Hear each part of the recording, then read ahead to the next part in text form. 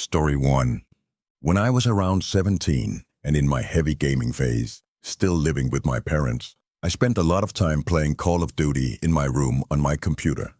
This was especially true during the summertime when it was unbearably hot outside, and I preferred to stay inside in the air conditioning. On one particular Friday night, or a night when there was no school the next day, I stayed up late after getting home from school. I had submitted a paper that was due that night to get it over with, and then I had to do some shopping afterward, per my mom's orders, as they would be gone for a while. This was how I earned my keep in the house, according to my dad. They left cash for me to use, but I always had to show them the receipt to ensure I didn't just pocket any of the money. My mom gave me a shopping list, so I went to Whole Foods in my old Camry, which was my first car. Shopping took about an hour, and I returned home. While in the grocery store, a guy in line behind me started talking to me. It was a bit strange as he made comments about the items I was buying, and wouldn't stop talking even as I was bagging my groceries. Nonetheless, I was polite. When it was time to leave, I said goodbye and left. Once home, I put away the groceries and got straight onto Call of Duty Black Ops on my computer. I texted my friend Johnny to get online as well, and we played some team deathmatch, as we usually did.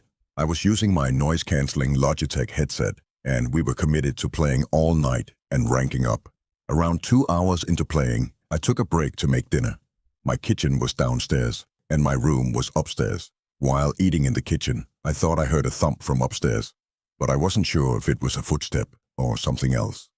Nonetheless, I went back upstairs and checked the front door, which I usually left unlocked, but this time I locked it.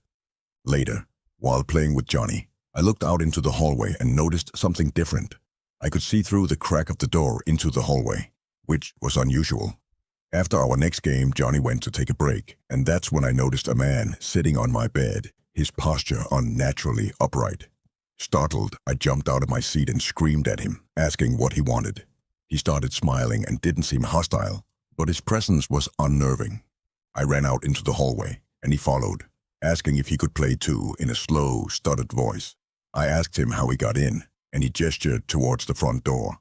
Panicked, I grabbed a kitchen knife and the landline phone, screaming at him to leave while calling 911. He walked out, and I locked the door for the first time, feeling ashamed for leaving it unlocked. I went through the house, checking if anything was taken, but everything seemed in place. I told my parents what happened, and my dad agreed that something was wrong with the man. The image of him sitting on my bed and watching me through the crack in the door haunted me.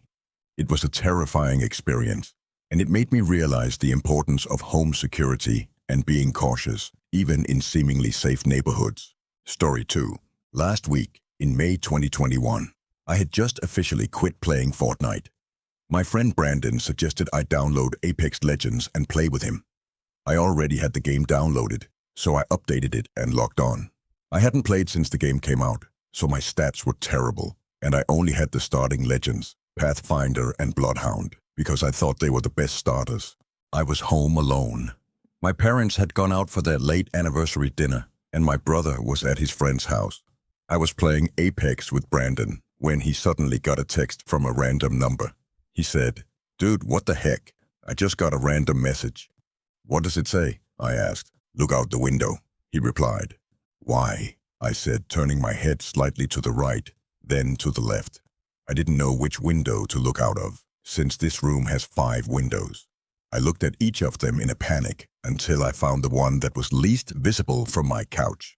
There was a man standing there, facing away from the window. Little did I know then. I put my headphones back on, but Brandon stopped talking. Suddenly, there was a deeper voice than Brandon's on the mic. It said, "Come outside right now, or I will come in." I couldn't recognize the voice, but I knew it was that of a grown man. I looked back at the window, and sure enough, there he was, banging on the window. He looked completely demented, with his face dark red and his hands gushing blood as he pounded on the window. It started to crack. I picked up my phone, which was right next to me. I was horrified to see it was at 1% battery. I kept saying, "Oh no," over and over. I put my phone to my ear and mouthed the words, "There's a man trying to break into my house. His face is dark red and his hands are bleeding." Next thing I knew, He started screaming while bashing at my window. Then I thought, wait a second. There are screens in front of all of our windows, so how is he breaking it? I took too much time to think. Finally, a shard of glass fell to the ground, followed by another. A hole large enough for me to shout through opened up. I screamed, "Go away before the cops get here, you son of a expletive." Another shard fell, then another. I went to get a large knife from the knife block in the kitchen and returned to where the man was breaking the window. There was already a hole big enough for him to crawl through, and he had already started. I ran back to the kitchen, grabbed the cordless phone, ran upstairs, and dialed 911. I told them the exact words I had mouthed earlier on my cell phone, along with the fact that he was now inside my home. Unfortunately, the only doors with locks upstairs are the bathrooms, so thinking on my feet, I went into my parents' room and locked the door. At that moment, I thought I was being smart because I left the bedroom door wide open, and the bathroom door, which is actually inside the bedroom, is not visible from the bedroom door. I thought if that guy managed to come upstairs before the cops got here, he would see the door wide open and think I wasn't in there. Suddenly, I heard footsteps coming up the stairs. My heart started pounding harder than ever, and it got harder to breathe. I opened one of the drawers, looking for something sharp that I could maybe use as a weapon. I think he must have heard the drawer because he came stomping into the bedroom. I heard sirens outside, and I never could have thanked the cops enough for being so fast. He heard it too, and at this point, he had nowhere to go. I ran outside to the police as well and told them what happened. The man was arrested, handcuffs put around his bloodied wrists. I later figured out that I had killed that guy in Apex and kind of trash-talked him just an hour or two before. Somehow, he got my address and Brandon's phone number. Some people are just messed up in the head, and apparently, they will do unspeakable things for video games. Everyone gets frustrated from getting killed in a game, but really showing up at a person's house to potentially kill them in real life over a game is really messed up. This guy had to be mental. A few police cars stayed at my house overnight after the others had taken the man away. The man was convicted for aggravated burglary. Story 3. It was a cold, foggy evening in October when Sarah decided to take a walk in the woods near her house. She loved the mysterious atmosphere that the fog created, and she found it calming to be surrounded by nature. As she walked along the narrow path, she couldn't shake the feeling that she was being watched. Brushing off her unease, Sarah continued on her walk, trying to enjoy the tranquility of the forest. But the feeling of being watched persisted, growing stronger with each step she took. She glanced around, but the thick fog obscured her vision, making it impossible to see more than a few feet ahead. Suddenly, she heard a twig snap behind her, and her heart leaped into her throat. She spun around, expecting to see someone following her, but the path was empty. A shiver ran down her spine as she realized that she was completely alone in the woods. Deciding to head back home, Sarah quickened her pace, the feeling of unease gnawing at her insides. But no matter how fast she walked, the feeling of being watched only intensified.